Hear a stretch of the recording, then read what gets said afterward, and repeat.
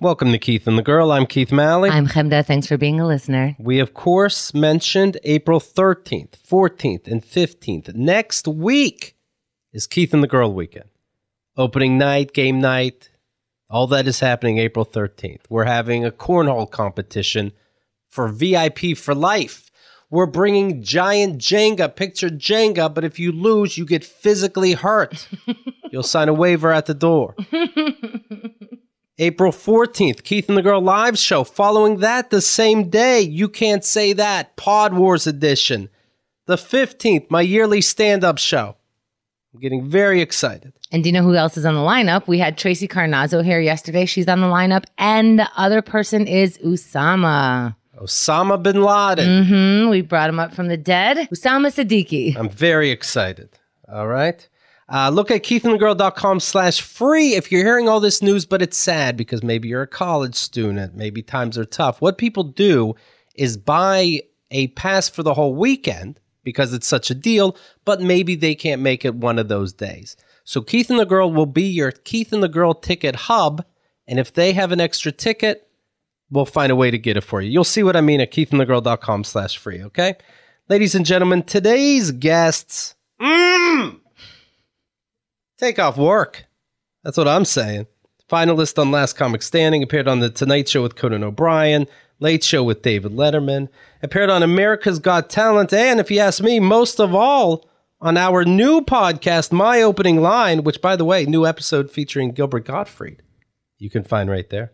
The great Myq Kaplan. Wow, tell me about Gilbert Gottfried. He is hilarious, Mike. That's true. And while you're checking out Gilbert, Mike will be there. Thanks for having me. Absolutely. And joining us is his good buddy, who's appeared on Totally Biased, Comedy Central, America's Got Talent, The Pete Holmes Show, and has joined us on, I know, LA Live Keith and the Girl shows, dropped by the Keith and the Girl tour when we were at the main room at the Comedy Store. Ladies and gentlemen, Zach Sherwin.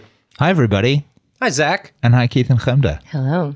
It's been a long time. I'm really happy to see you both again. What you could do, don't forget, go to keithandthegirl.com. It's nice to see you too, buddy. Yeah. Blaze on through, Keith. I got facts to get out. keithandthegirl.com/the guest's name.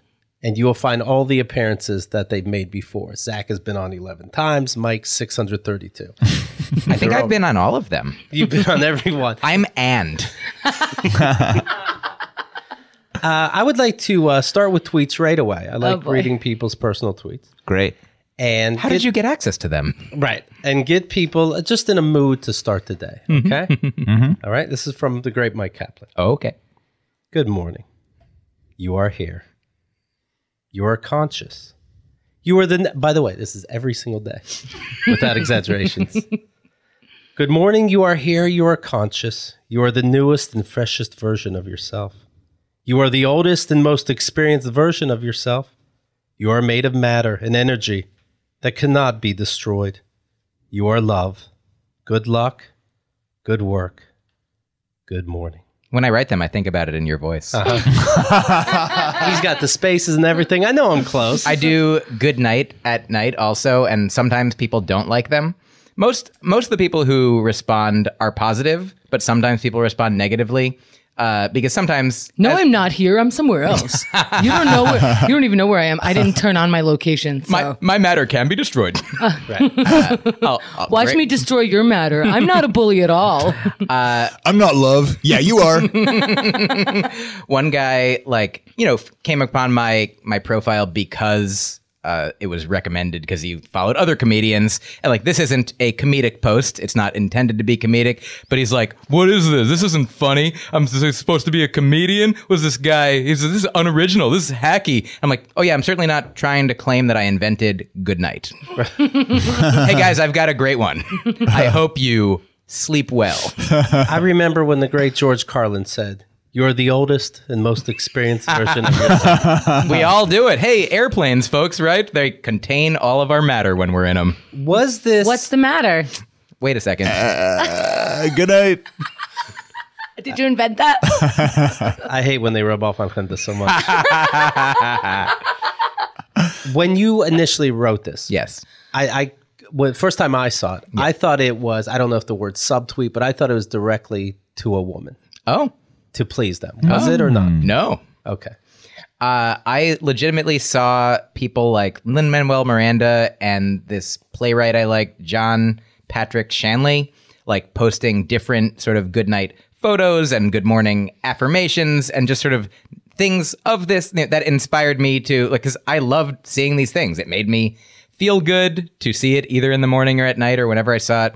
And I was like, I'll write one. It seems fun to do. And like yesterday, a guy wrote back that he wasn't he was like depressed and suicidal and felt like he was being removed from, like, he couldn't talk to his kids and and I was like, I can't certainly solve all these problems, but like but I can say goodnight. I mean, and I asked him, like, you know, I hope you have people that you can reach out to, you know, either a suicide hotline or a friend or a therapist. Did you think of writing, dude, I just want you to hit the like button, retweet if you can, but whatever, it's your timeline. I mean, eventually, I didn't think of that, Chemda. No, I did. I just wanted to interrupt you. That's fine. But anyway, he ended by telling me that he was checking himself into a hospital. So it makes me feel good that a depressed person got help because, I mean, I don't think it was directly because of me, but nope, there you already was took credit. Yes, I am the hero. I picture going to Myq as a therapist, but you never kill yourself because Myq never finishes a sentence. So you can't leave. That's one of the ways I do it. I'm thinking about killing myself. Turn off the lights. Good night. I mean, and here's the thing, is there's so many people that, like, if not every day, like many times a week, people respond to these with saying like this, like, 'cause not everybody sees them all the time. Like, not everybody just gets them directly fed into their. God damn it. Twitter lied to me. It's definitely not everyone. No, I'm What's sure. What's the point of having thousands of followers? I don't understand. People, you should see all of my tweets. You think people are missing some of my tweets? Definitely. Can I sit out for the next 5 minutes? I mean, all right, you just go on without me. You want to go hand deliver all those tweets? I think I should. Hey, if you think, I mean, people can go to your timeline and go through them, but that's, I think, the only way to guarantee that you. Well, looks like we have some homework to do, people listening. Yes. Go through my timeline, respond. So yeah, I definitely get things every few days at least that people are like, please keep doing these. It helps me. So if it doesn't help you, then don't look at it. Zach, look away immediately. Does it help you or do you look away? I don't really follow. I don't look at Twitter that much these days. I do follow Myq. My friend Izzy just started becoming a more active Twitter user and told me that he likes that yours have so much blank space in them. He said it slows down the feed. It's like jazz. It's in between the notes. Yeah. It's all about the tweets that I'm not on Twitter. Myq writes, breathe. Do you have them scheduled or do you? No, I do it. Raw dog. Yeah. You mean it? I mean, yeah, I do it when it comes out. That's when I did it. I never schedule tweets. Is it easy artisanal? Is it easy to figure out when you wake up and when you go to bed? No, I mean, it's different all the time. Sometimes I wake up in the middle of the night. I'm like, am I up or am I going to sleep? You know? All right. You know what's great? Being in a room with Myq Kaplan and Keith Malley, because they you can actually see the particles just bounce off each other. These are good questions, Keith. Here's a Twitter written. Keith goes, hey, you said something sincere. What if we took it and meant it in a snide way? Can you go with that? And Mike's like, absolutely not, but I'll keep talking to you. I would say absolutely. I love hate. I love snideness. I love everything.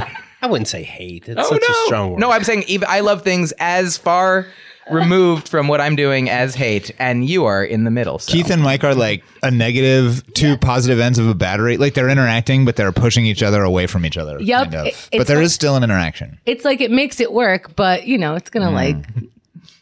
My metaphor is not perfect because it's two positive sides. So. Just kidding. You're positive too, Keith. At Chemda, this person writes, not that it matters, but after years of listening to your podcast, I stopped. Okay. It was because I was upset that you spoke often about topics that I agree with. Wait, you know what? Mom? I was upset that you spoke often about topics that I agree with but thought were impossible to solve. Oh, then definitely turn me off. There is no way to guess how to excite an audience or turn off an audience. People send me advice all the time, unsolicited, of course. I gotta tell you, we couldn't even guess. We couldn't even guess. This person stopped listening because, yes, Chemda brought up points that they agree with, but the points were too big, let's say gun control, how can they be solved? So I have to tune out. I get that. Some people, turn off their news cycles or try to accept less information so they can get in their own heads first and then be ready for whatever it is we're talking about. That's sweet. I think this person's a moron. You see that? Batteries. I mean, they stopped listening and they sent in... To let you know. Oh, yeah. Right. That's really important. Then wrote... Oh. I was wrong. Oh. The issues you speak about need to be screamed from every platform. So it took a while for her to come to that conclusion. P.S. I'm back and I'm in. Yay. Oh. Welcome back. This is my new favorite listener. I'm into it. It really tells you a lot about your personality, right? Chemda's thrilled, saw nothing but positivity. I'm angry at this person. I want a public apology on all platforms. Screamed from the rooftops. Scream it from the rooftops. We talk about the important matters here. Continue, Keith. We have a phone number. I want a voice message minimum. 646-502-8682. What the heck is inviting this person over to their house? Can I offer something that Zach shared with me once? Zach, will you... So there's the story of or I don't know if it's a story, but from the Talmud, the tzaddik and the Baal Tshuva. Am I saying those wrong? No. Can you? Okay. And one of them is like a sort of tzaddik is the intellectual, the saintly person, and the Baal Tshuva is the person who comes back to the religion. Yes, the one who has erred but then has returned to the path. And so this person, and they're both their the positions. prodigal son, am I right? Okay. They're both valid positions to be, like, they're both good. Like, now, it's good to be either a person who's never made a mistake or whatever, and the person who has, made a mistake and learned from it is like, oh, now I see the way. And that's what this person is. It's even kind of, you're in the beginning, you're like, this person's a moron. Right. But then they're like, I was a moron. And so aren't they, now they agree with you. Zach, that was very lovely of you to share with us. Thanks so much. I'm glad to be able to share it. Yeah, that person tasted freedom and then came back to the podcast for more of your opining on big unsolvable topics. Thank you for the prison. I would like to know those years. It was years? And how it, let's say months. How did it then come to them? Oh, yeah. How about sharing that? Once they saw Gilbert Gottfried was on the show yesterday, like, you know what? Chemda has a point. How about Gilbert? Now that Gilbert Gottfried yelled it into a microphone, I get it. I heard him across all platforms. Yes. He yells. At Chemda, hey, great positivity. I love you. Oh, I'll take that. I'll tell you what, I haven't listened in quite some time because you said two good things. Doesn't make sense, does it? Anyway, with that said, I realize good things are good. And I'm back. You're welcome. Are you trying to make him go away again? That's what... Who the fuck knows? He's moving in now. Who the fuck knows? That's what it is. The very end, too. I hear a you're welcome. And I don't like it. Thanks for listening. Hey, thanks for having this podcast that I like and left. Right. And now I'm back and I don't like. If I ever leave again, keep doing it. I might come back. Let you know. Okay, thanks. They say thanks just like you do. Yeah, they do. Thanks. I can't help Before the podcast, I told Keith that his New York accent kind of makes me have like a kind of ASMR-like effect. Like it soothes me and puts me down a little bit. And then I just was listening to you going, who the fuck knows? And he nodded off a little bit. It's different when you see it in person. But when you hear it hits the boner center in the brain. Yes, I have been rock hard since we started being friends with each other. 10 years ago. I just want you to know that I took a break, but I'm back and pleased with what I hear. All right, great news. Don't write Keith a love letter. That's going to be something. Oh, I'd love to hear this love letter. Here's a oh, sorry, Zach, please. No, it's like saying like, hey, I really fell in love when we met. Yeah. And there was a long time where I fell out of love with you and wasn't attracted to you, but I've decided to stick it out. Happy birthday. Fuck off. Here's I'm going to try to come up with a perfect fan letter for Keith. I'm sorry. Goodbye. I'm sorry for everyone else. I've always known who you are and loved you the most possible and also increased every day, have listened to everything you've done unless you didn't want. Goodbye. That is perfect. And I don't mind if you take a picture of your notes and send that out as a tweet because it needs to be longer. Thank you. That is encouraged. Just for your edification, I was not pleased with something that makes no sense to tell you about. But I'm back. You don't think that's such a big deal? that you affect someone so hard that they need to pause to like collect themselves. And With then when goodness, when you give them too much goodness, I Yeah. hope they don't have and kids. then when they collect themselves, they come back to you. That's like Rumspringa, except like the nice version. Like, except you're not like, you'll never have anything without me. So if you want to come back. You know what? That's what dating sites should have. Which of these is a good apology letter? And then it matches you, right? That should be your entire bio on your dating site. This is how you write an apology letter to me. If you're into this. Yeah, if this makes sense to you. Yeah. Oh man, that's the perfect woman for Keith. When you online date, do you tell people about this podcast? Yes, the first line on any of the apps says, "My name's Keith Malley. You can Google me. We just cheated the system. Now I know I'm with a dirty girl." You know, I like it. It is good for them to, I mean, they can get to know you 100%. Right? Can I just ask why it has to be dirty? Because I'm here every day, and I think that it's not. Because I cheated the system. I'm not using these apps in their games. Oh. We're living life on what you figure it out and then come back to me. Chemda. Oh, okay. Also, Keith, that's a very confident way to lead. You can Google me. Yeah, you're welcome. That must be attractive to many. I say Some? I say hi. Few.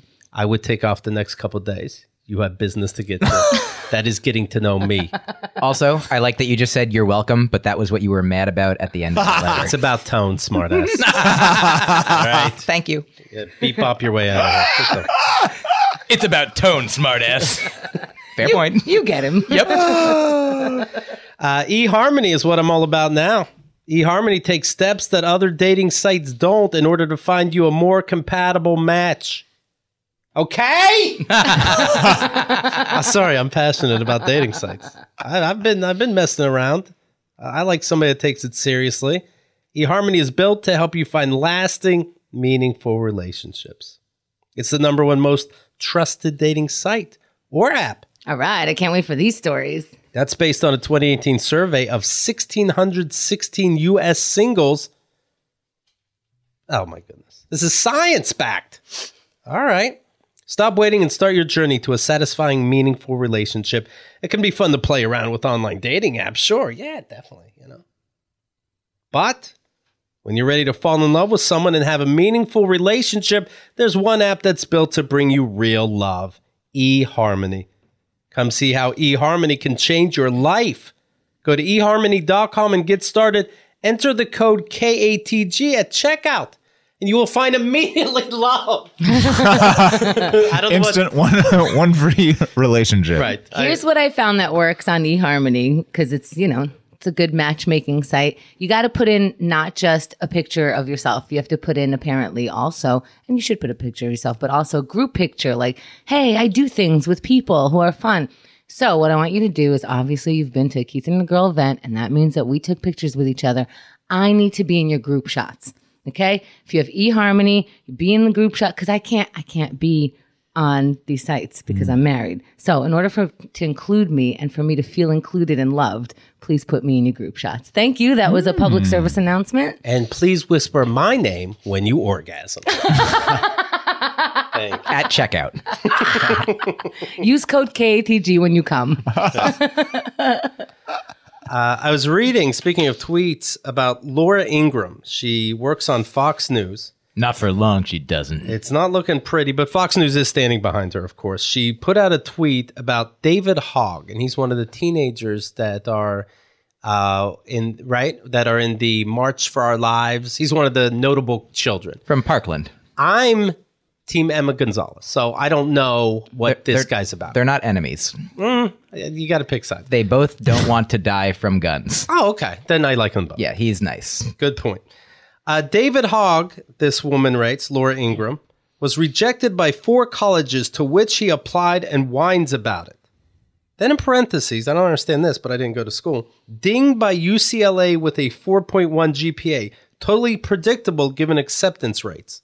Isn't 4 the highest? It is. What's she talking about? You can get higher with advanced classes Advanced now. placement classes. Oh my God. That's something I wouldn't know about. I'd finish college and then be like, what? I needed a 5? Why didn't anybody tell me? Yeah, you got a less than 110% in math, so... Right. So, of course, protesters boycotted when she starts saying how silly these kids are being. And let me explain something, no matter what team you're on, blue or red. People like these kids. Now you know.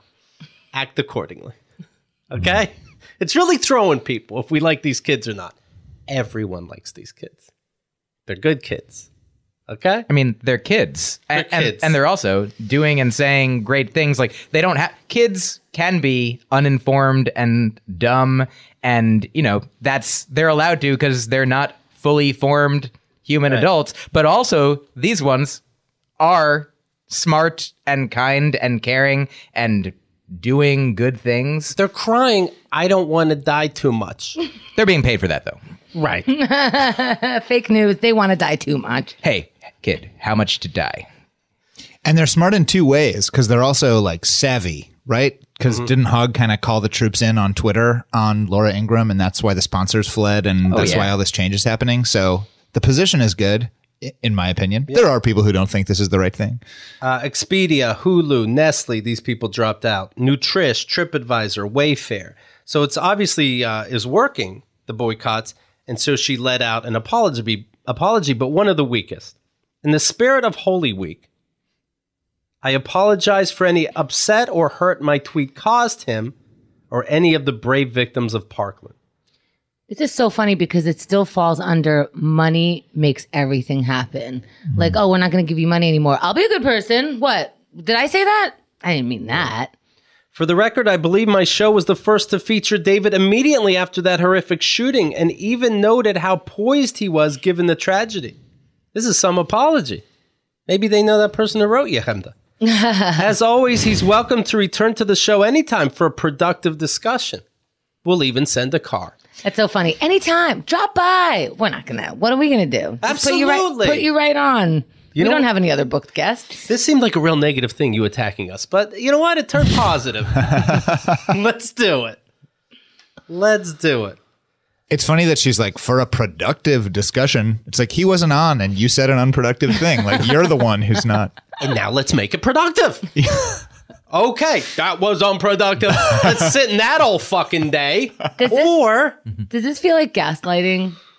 It's trying to trick. It's trying to trick you. Yeah, so that's why I don't know if the word is gaslighting, but it feels. There's no such word as gaslighting. Oh shit! Wait, I suddenly feel insecure, but I still want to date someone. In 1984, when Laura Ingraham went to Dartmouth College, she recorded a confidential support group for gay students, published the transcript in the Dartmouth Review, complete with the names of the students at the meeting, students who were in the closet. And of course, this is back in the day, as if it'd be easy now, but it's back in the day when you're going to get rejected from jobs, never mind frat boy behavior.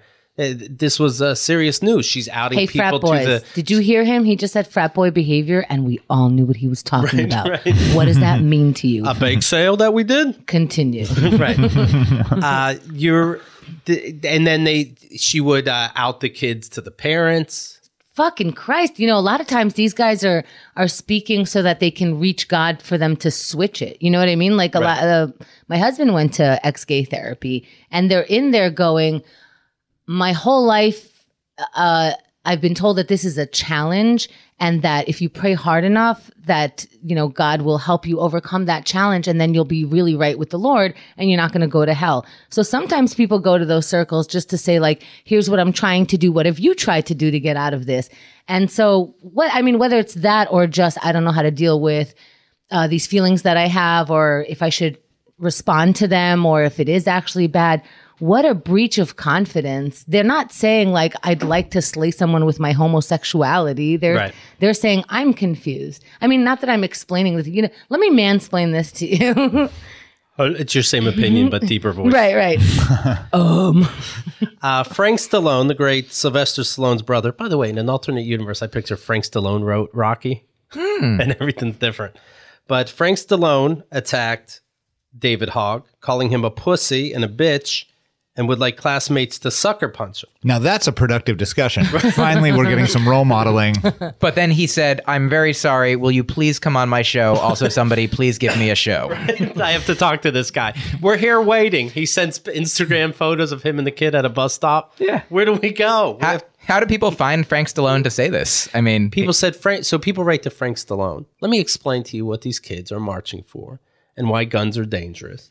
And Frank says, I believe in gun rights, and you don't know what you're talking about like I do, because he tweets out, listen, asshole, I've been shot point blank and myself, this is what he wrote, I've been shot point blank and myself to the hospital, you uninformed puke. And he's referencing a time that he was shot. But when you look it up, the time he's referencing, he was shot point blank, he was in a gun shop, and the gun owner mistreated a gun, and it fired accidentally and nicked Frank Stallone's finger. Oh my God. That's when he was shot point blank. And then he ended up apologizing. did Frank Stallone not know about that? Was he uninformed? Right. To everyone and to David Hogg especially, it seems people like the kids, so I have something to say. I want to deeply apologize for my irresponsible words. I would never in a million years wish to promote violence to anyone, anywhere on this planet. Now, let's say Frank Stallone is 60 years old. You did it in 60 years, but you wouldn't do it in a million? A million starting now. The clock resets when it's got like one of those factory injury signs. Be like, we haven't incited violence in, how long's it been? It's been like 3 days now. You're like, Frank, take down the sign. Keith has just a stack of papers for ripping. The interns have to maintain that stack. I wonder how many stacks he goes through a day. They get a bonus every time he rips a paper. To everyone and to David Hogg especially, I want to deeply apologize for my irresponsible words. I would never in a million years, blah, blah, blah. After what these kids went through, I'm deeply ashamed. Please accept my apology, Frank. So unless alcohol or drugs were involved, how does that stupidity even come out of your mouth? To have such a powerful, that's a good apology. It's a good apology, but it always makes me go, okay, can you write an essay on what you're apologizing for? Or can you only do it, in this concise manner where it's like, I realize that I hurt you. I realize that this is a sensitive matter. And I realize that if I say these words, then that'll take the power away from what I did. At least, you won't be able to combat me as hard because how could you? Here I am with my hands up. But to me, it's like, why can't, when we got in trouble, did anyone ever make you copy a book or write an essay about why you did the thing that you did? I feel like that should be implemented here. What part of our history tells you that the thing that you said was bad? Go. And we have the internet. You don't even have to get an encyclopedia. I think this could work out. Because then we could really believe that you believe what you just said. Or at least like we know how you derive to it rather than like your PR agent wrote you this thing. Ted Nugent has said that these kids are not very well educated. Quote, they wouldn't know an AR-15 from a pterodactyl. Now, this guy, he made some good songs and he's quite the poet. Not from a fucking pterodactyl. Yeah, sounds crazy, doesn't it? I'm going to show you 2 pictures. One of them can be reloaded. You know what? In a million years, I wouldn't know which one. One of the arguments for gun control is that people shouldn't have access to so powerful a tool when they're like not in a calm, rational state of mind, a weapon that strong. And that's kind of like what these guys are on Twitter. They like do some crazy shit and then you can take it back on the internet and apologize for it. But right. You can't take back a gun killing. Yes. Look at that. You can finish each other's sentences. Did you ever think about that part, Zach? Because it really fits with the words you just said. Let me wrap that up in a bow for you, Zach. Are you taking that to go? Some people like when you imply stuff. Ted Nugent saying they are mushy-brained children. They have no soul. Oh, goodness. Wow. Now, Ted Nugent. The soul. They have no soul. In order to recognize an AR-15, you need a soul. Right. And these kids don't have one. I'm going to shoot you in the soul. Now, Ted Nugent has a lot of soul. I didn't know Ted's early work, but I was a huge fan of the super band Damn Yankees. Thought it was fantastic. But then I started looking into his older stuff. And here's a song when he was 32 years old, Jailbait. I don't care if you're just 13. You look too good to be true. I know you're probably clean. One more thing I gotta do to you. Oh.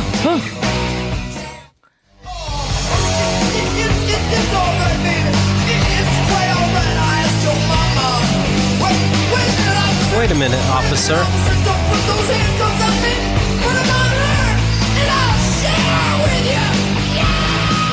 Put those handcuffs on her, officer. I'll share her with you. Whoa. Now, just in defense of Ted Nugent, Everyone was like this and still is. Yeah. Is that a good defense? perhaps he's presenting this character as a reprehensible villain. And he's offering... Oh, you're right. We didn't stay until after the credits. He comes out At and the end, he says psych. That's don't do that. And that ain't right. I wrote that song on April Fool's Day. I came up with my social and behavioral standards when there were actual pterodactyls. That's the only way it makes sense. Courtney Love claims to have performed oral sex on Nugent when she was 12 and a half. Oh. Nugent was 29 years old. Oof. Also, in 1978, Ted was 30 years old. He fell in love with a 17-year-old. No, he didn't. So, right. He fell in love. horny with a 17-year-old. He fell inside of a 17-year-old. He said to the parents, hey, I really love your daughter, but it's going to be a thing, the age difference, and I'm married with 5 kids. So how about I adopt her? And the parents went along with it. Oh, no. What? So he adopted the 17-year-old, then fucked her. Why are we all talking about Woody Allen and not this? She's only Right. 17. That's Because Woody keeps coming out with movies. Damn Yankees doesn't get back together. Oof. that is troubling to hear. Wow. Yeah. Yeah. So no kid advice. No kid news from you for a couple more years. Yeah. You want to put him on kid news probation? Yes. Yes. Earned. Right. Done. That guy wouldn't be able to tell an AR-15 from a woman that he shouldn't have sex with because she's a girl. And his daughter now. Just before the... That was the perfect pedophile joke. Thank you very much. I think it all made sense. Please don't go back and listen. Let's double down on it. Here we go. Just before the revival of the show Roseanne Barr tweeted the words Nazi salute. Okay. What she is referring to No, don't read into it. is David Hogg putting his fist up at a march, and she's saying he's really a Nazi. She is also a big supporter of the satanic sex ring story with Hillary Clinton in that pizza parlor, if you recall. The pedophile ring out of the basement of That the didn't pizza place exist. that doesn't have a basement. Well, she's still standing strong behind that. Now, picture you write, you produce, or you direct, or you even do sound for the new Roseanne show. And you're so proud of yourself. And just before it's about to air, look at the kid in the Nazi salute saying, No! It's my big day! No! These kids are Nazis, Sen. No! The show's doing really well, though. You guys, we're relaunching our YouTube channel, and I need that to go in there because that was Keith being a Muppet. That was people. Keith being a Muppet, disgruntled. No! Cookies. What a weird co-opting of the kid. The Nazis were into violence. The kids are trying to minimize violence. It's such a weird flip of the position. You don't understand how time-consuming a show is. The post-production and interviews you have to do. She doesn't have all day to look into every news story. Right. She got the gist. I remember the Nazis did something with a hand, and that kid's doing something with a hand. Right. Right. No way is it a peace sign either, right? It's a Nazi salute. Okay. He's holding up a fist, and fists are sometimes used to punch, and that's violence. Didn't even consider that. That Nazi. kid. Oh, yeah. Now, let me say it one more time. For anybody out there confused, what do we feel about these kids? We like them. We like them. We like the kids. No matter what camp you're in. But we don't like them in a Ted Nugent way. No. No. No. We like them in a regular adult, fully wholesome, wonderful way. Thank you, Chemda. Yes. Chemda, have you seen my new jeans? Oh, yeah, they're really nice. True religion jeans, Chemda. I don't mind saying. I'm dating now. Oh, yeah. You got to stop looking like shit. I gotta stop looking like shit. You're not married anymore. Nope. Nope. Can't coast on those vows. Those freewheeling days are over. You have to care. Freewheeling. The outsides matter now.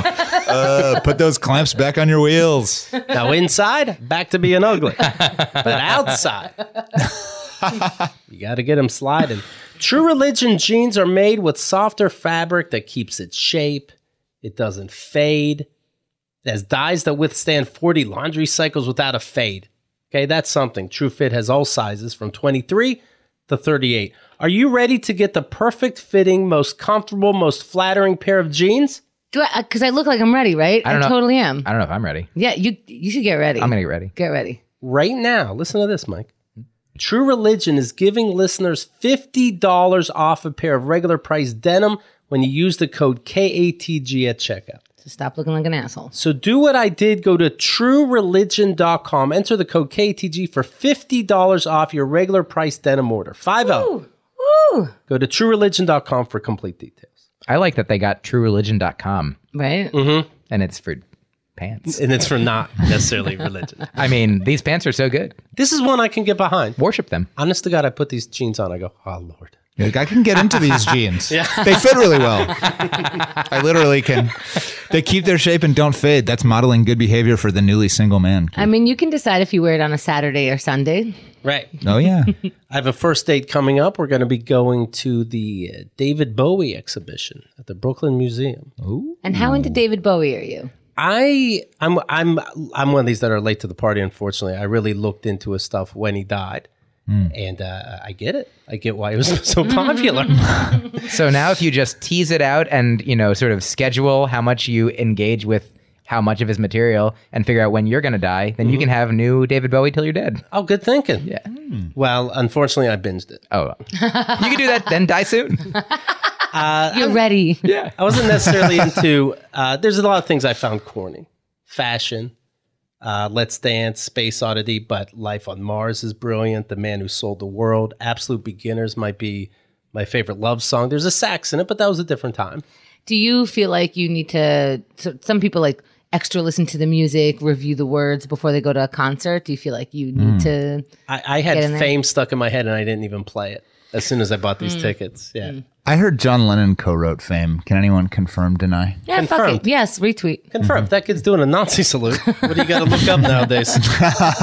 We can always retract it. Maybe her eyesight's bad. I went to a TV taping recently and there were like people having a hard time with some of the teleprompter stuff. And they were like, they're older celebrities and they don't want to wear their glasses so they can't read the prompter.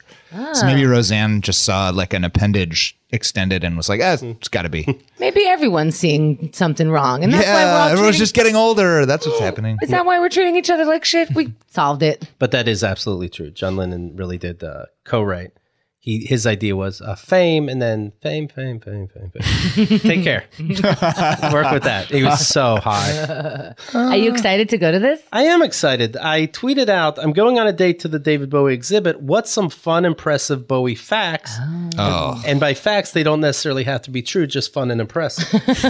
Now, here's a true one because I did know this. His birth name was David Jones, but he didn't want to be confused for Davy Jones of the Monkees, so he changed it to Bowie. But in the middle, he went Jones von Bowie. I mean, that's smart, right? It's just funny, like you would even confuse the two. I think he chose the name Bowie because it's a blade that went two ways. And blade is like a term for a dashing young man in addition to meaning a knife blade. And he was like a swinging single dude. Well, here's a tweet that I got from somebody named John. The Bowie knife is named after Jim Bowie, but was coined by David Bowie. I did not know that. Are you sure that one is not a made up one? I do not know. I don't know how that plays into what I just said. It's another fact about a knife. Yeah. Okay, this is a true fact. Vandals defaced a new Bowie memorial, pissed off that the council spent money on that rather than feeding the poor. Except they didn't. It was crowdfunded, but now the council does have to spend public money cleaning it up. Now that fact is a panty dropper. That's going to be a good one in my pocket. Take off those True Religion jeans and drop those panties. Sparrow says David Bowie really loved oranges. Like at one point, he owned several groves in Florida and would spend time chillaxing down there on and off between tours. So that'll be a good one to share. And I think it was David Bowie himself who coined the term chillaxing. Mm-hmm. In the UK, a Bowie is slang for a belly button that sticks out. All right. Like an Audi belly button? Mm-hmm. What do they call, is it a binny? Well, since this is probably made up, I don't know. Oh, great. Sounds like it is now. Thank you. Is there a navel oranges little connection you could do with the clever effect? I don't think so. What could it be? Oh, like, navel is another word for belly button, Mike. Oh, then definitely. What happened to when you could finish my thoughts and sentences? That happened fast. All relationships. You know what I mean? I said to death do you part. Hey, and here we are. Zach, there was a time when I really loved everything that you said, and then I didn't understand, so I left for a while, but now I'm back on board. Navel belly button oranges. And you're welcome. You're welcome. Tone. I learned it from Keith. Paula says, I heard that he had a whole room devoted to toothbrushes so that he could leave one at every house he visited. I don't know about that one. The I heard is a little suspect. Yeah. Wait, I like the idea. How many houses does David Bowie visit? And how big is this room? How many toothbrushes? See, it's a conversation starter. That's a good one. Let's only have this conversation forever. Angie wrote, he died. Okay, that'll come in handy. Angie, you did a funny thing. Good job, Angie. Make Keith work for it. That's how comedians laugh. Good job, Angie. Calling Angie. Well done, Angie. Well done. Angie, we do comedy, and you have done what we do. You get paid the same amount we do. For right now. Here's a fun news story that I didn't get to, but I love it so much. In fact, I was debating about reading it because it was older, but then I told Julia, and her eyes literally fell out of her head. And I'm like, okay. Is Julia okay? Julia, you'll notice she's not here, right? And this was today. Getting her eyes packed back in her head. Check it out, Julia Schechter on Twitter. Ask her if she's okay, and then she'll wonder why. There was a boy in an elevator in a building, pees on the controls, just being ridiculous. That's hilarious, but also don't do that. How old is this boy? Yeah, that's an interesting question. How old was he? 36, 37? That's your interesting question. You have to be tall enough to pee on the buttons. But young enough to pee on the buttons. I think you just have to aim and push hard. Yeah. If you're... You put your thumb on the spigot. And, I don't think he's trying to press the buttons with the pee, though, right? I'm pretty sure I've done enough yoga that I can pee on the buttons. Oh, he's peeing way below the button. He's not hitting the buttons. Not a good job. We just saw a picture. He's a teenage boy. He's on video. Oh. He reaches the buttons. Oh, wow. Boy, does he. Wow. And does it. We didn't see all the pictures before we judged. It's so much pee, though. Wow. There's a lot of splashback on that pee, I'm sure. This is really old news because we don't even have elevators anymore. The youngster's parents refused to believe that he had been involved with the damage. The damage being that his pee short-circuited the elevator. Oh, shit. And he got stuck, and he had to be rescued.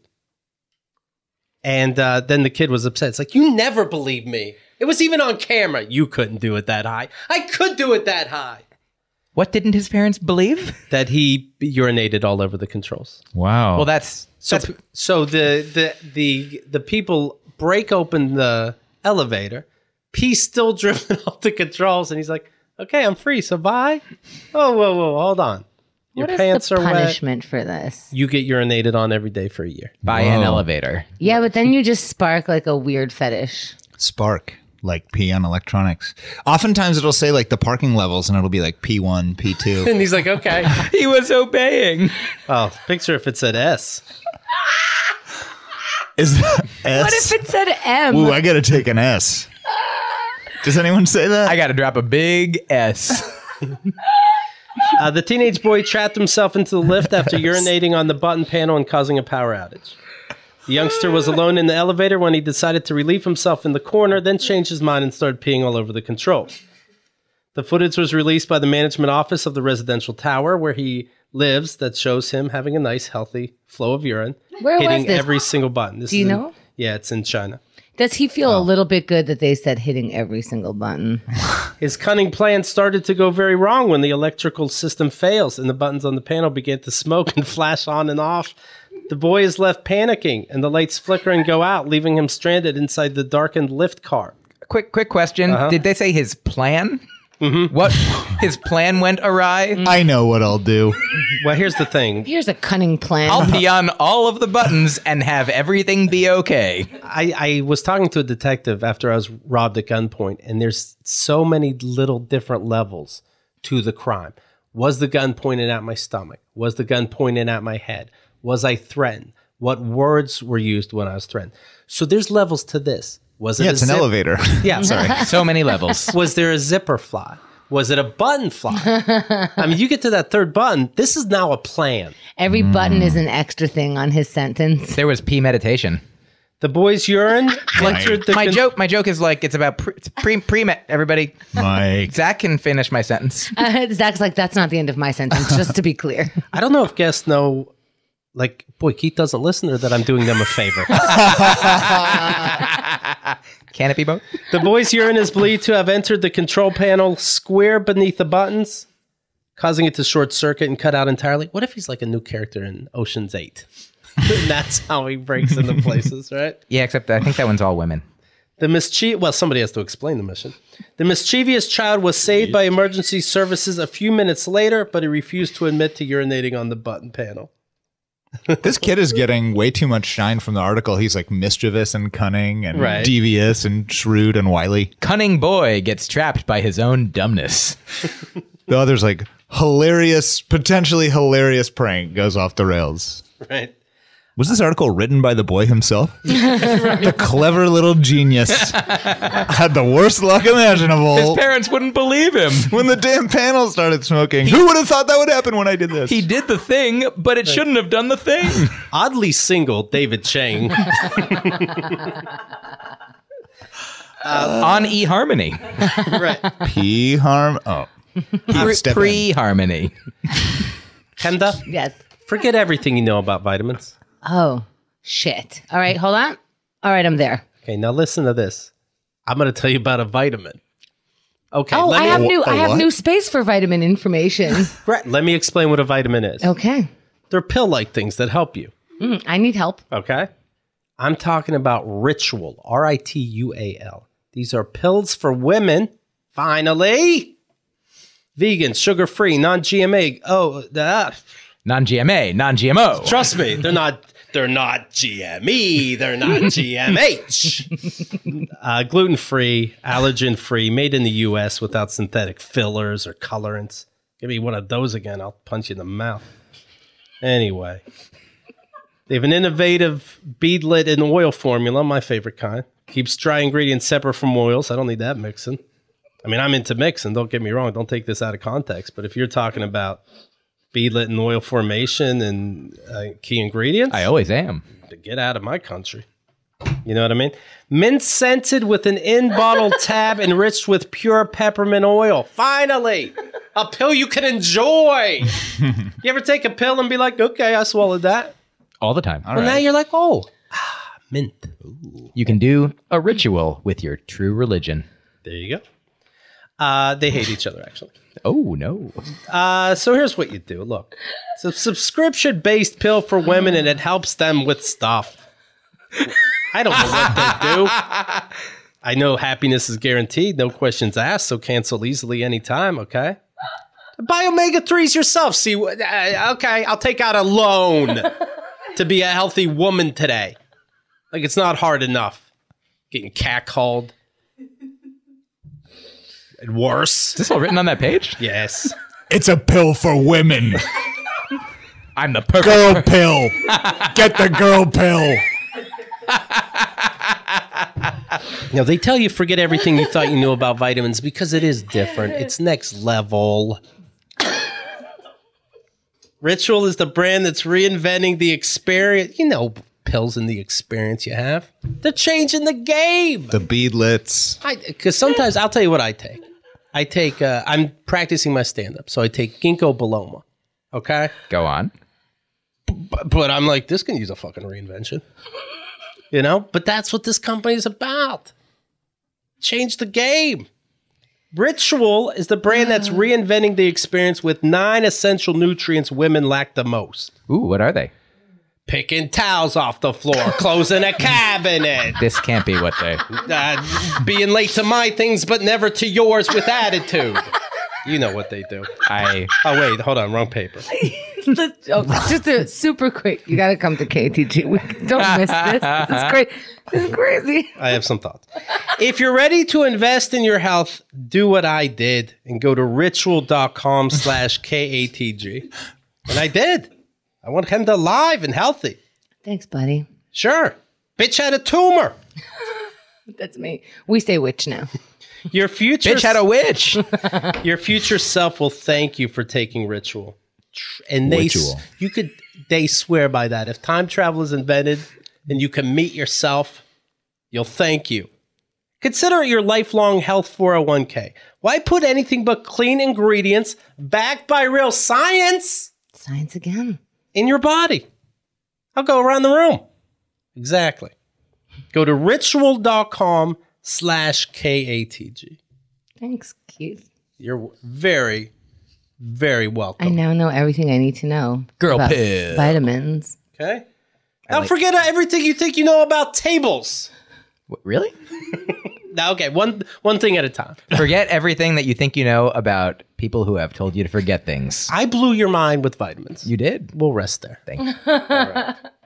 Myq Kaplan, his Twitter account is @MYQ Kaplan. The website is MyqKaplan.com. And he has a brand new podcast entitled Broccoli and Ice Cream. A little duality. Oh, yeah, you got it. Yeah. It's about doing the work of broccoli and feeling the joy of ice cream. Holy shit, you're good. Thanks. You just came up with that. Zach helped. Zach might have come up with most of it. Yeah. Zach and I were talking once. Well, this doesn't look like a one person. About dualities. Oh, yeah. No, there's two of us discussing dualities. Zach was my first guest. And now what's the Kickstarter drip? I like the sexy sound of this. Thank you. Yeah. So Drip. Nothing sexier than dripping. You're familiar with Patreon, I'm right? thinking about a certain elevator that had some. But forget everything you know about crowdsourcing. Yes. What's drip? So, you know Kickstarter. Yes. Kickstarter, you have to know a little bit about crowdsourcing. Okay, a little bit. You know what crowds are, you know what a source is. Okay. You know all the words that you know, you don't have to forget anything. So Kickstarter, you're like, hey, give me some money for a thing. And then Patreon was like, hey, what if we did a thing where you give us money like for a recurring thing? Every once in a while, we have a thing, you give us money for that. Kickstarter's not doing that. Well, so like Patreon was like, oh, the Kickstarter for ongoing things. And Kickstarter was like, why don't we be the Kickstarter for ongoing things? That's what Kickstarter Drip is. So it's their version of Patreon. So that's smart because they already have the awning to be the Kickstarter of that. So they'll do that. And then people can go to yours. Yes. And let's say you donate a certain month, maybe you'll have a little bonus for them. Every week we'll have 2 episodes, one for free on iTunes and one for premium contributors on Drip. For as little as $1 a month, you get an episode, or $4 a month, you get all the episodes. I saw your first episode is the great Michael Ian Black, so you're not messing around here. That's the one that's the most recent episode. That's the number one, counting from the top down. Yeah. Number 5 from the bottom up. All right. Thank you. Zach Sherwin. Yep. I hear that you've been on Broccoli and Ice Cream. Yes. No. I was a guest on Broccoli and Ice Cream. How'd you get on? I know a guy. Well, since I came up with the fucking show, I you don't even know who's going to show up. Follow him online at Zach, Z-A-C-H, Sherwin, and the website is zachsherwin.com. And Keith, I'm so excited to hear which of my tweets you pulled to talk about. Well, actually. Oh, I thought I was roasting. Here's the one I have. Okay. Okay, everybody take Now this I'm in. a little nervous. Good morning. Nope, just excited. Okay. Good night. You have done it once again. You have lived for one more day. A full day. You have done the work. You have learned and grown. You have persevered. You have been. You still are. And now you may rest. Sleep. Dream. Peace. Drip. Love. Good work. Good luck. Good night. I'm getting closer. Quick. I'm just so came. close. Hold on a second. Yeah. KATG. Quick thing, Keith. That Zach, did you tweet that? I don't remember tweeting it. It was pretty late. But at it was night, late though. at night, Yeah. so I might have been fuzzing out a little bit. We were in the car together late at night last night, driving from Boston to New York. Eat broccoli. Feel like ice cream. Goodbye. KeithAndTheGirl.com